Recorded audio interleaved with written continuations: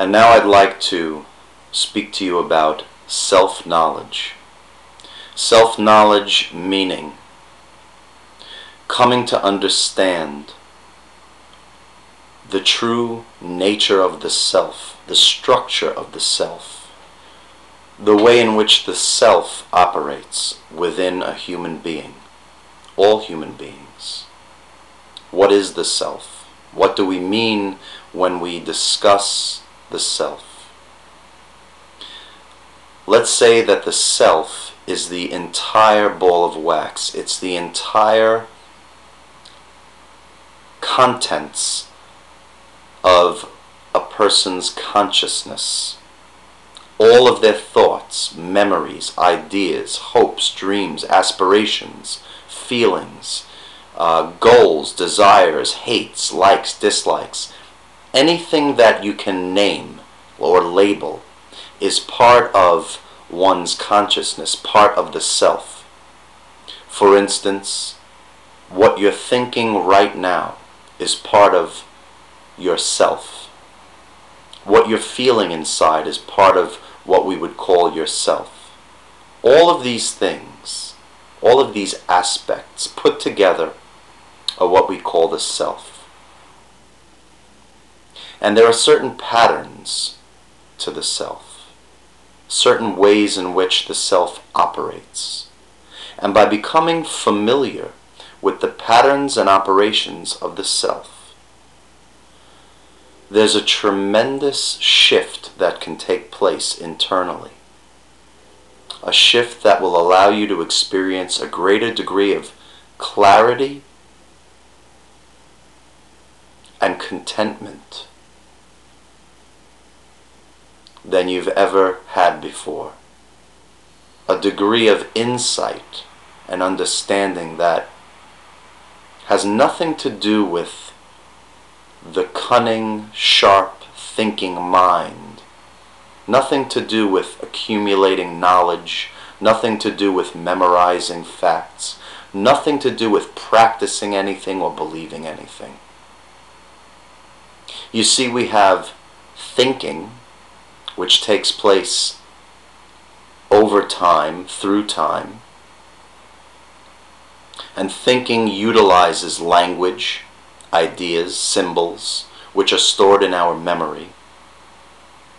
So anything that we think about is already within our memory, within our thoughts, within our consciousness. So in a sense, it's the past being preserved in our brain.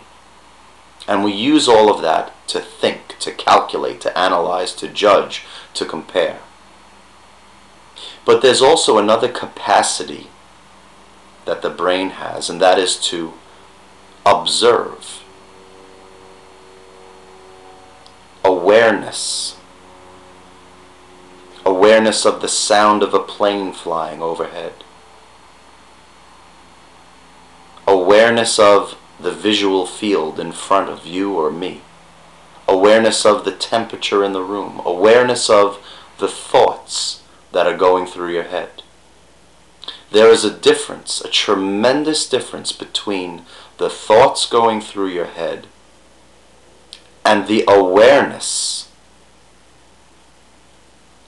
that is observing those thoughts, experiencing those thoughts, witnessing those thoughts.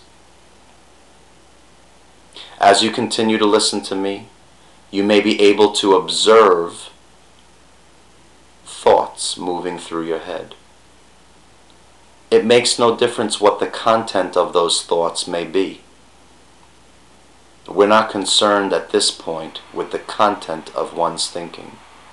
We're concerned with the capacity to observe thinking as it goes on. The ability to observe or be aware of feelings in the body, emotions in the body.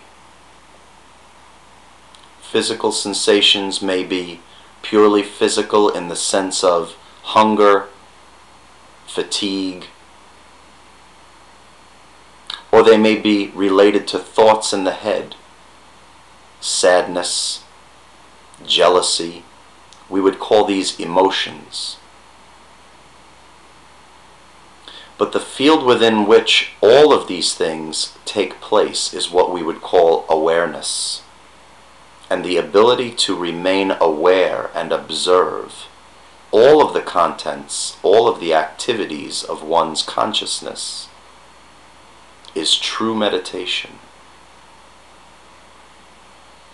And as you practice becoming the observer of what goes on, without interfering, without judging, without analyzing, simply being aware, simply observing, a shift takes place.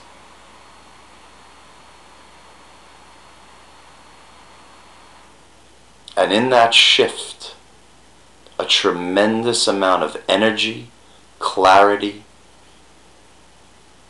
and intelligence emerges.